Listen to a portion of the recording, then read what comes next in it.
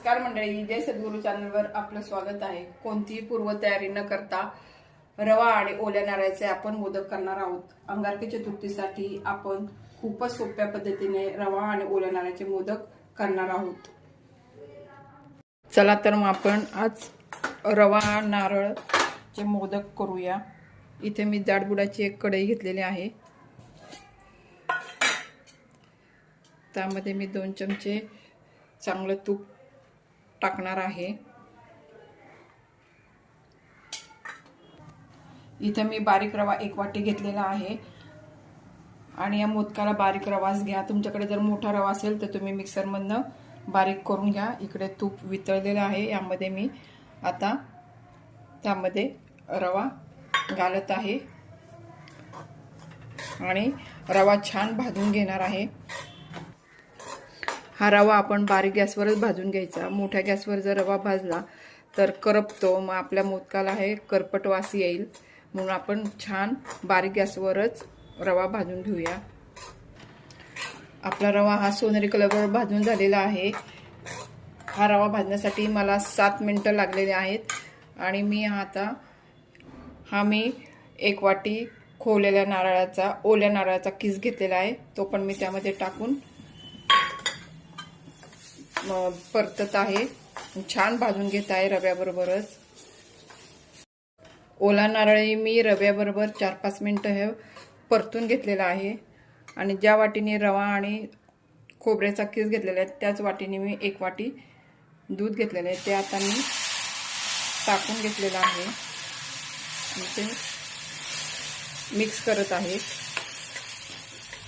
रव्याने आता दूध सगळं शोषून घेतलेलं आहे। आता त्यामध्ये त्याच वाटीने 1 वाटी आपण साखर टाकून घेऊया आणि त्यामध्ये मिक्स करून घेऊया। आपण त्यामध्ये साखर सगळे वितळून घेतलेले आहे। आता आपण त्याला वाफ देऊन घेऊया। त्यावर आपण झाकण ठेवून वाफ घेऊया। आपल्या मिश्रणाला छान वाफ आलेली आहे।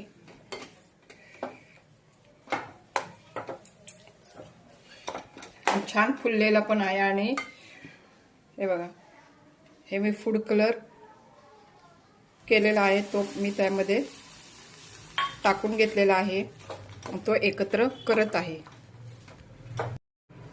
मोदकाच्या मिश्रणाला छान कलर आलेला आहे। आता आपण ह्याचे मोदक करून घेऊया। आपण यामध्ये अर्धा चमचा विलायची पावडर टाकून घेतलेले आहे, ते आता आपण मिक्स करूया। शेवटी विलायची पावडर टाकली ना की मग त्याचा सुगंध छान टिकतो, म्हणून मी शेवटी विलायची पावडर टाकलेली आहे। या मिश्रणाचे आपण मोदक करून घेऊया। इथं मी साच्याला तूप लावलेलं आहे आणि वरती बदाम आहेत माझ्याकडं, ते मी घेतलेलं आहे गार्निशिंगला। आता आपण याचे मोदक करून घेऊया।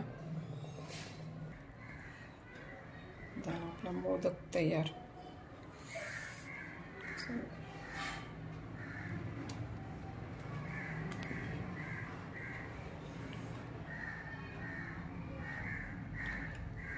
अशा प्रकारे आपण सगळे मोदक करून घेऊया।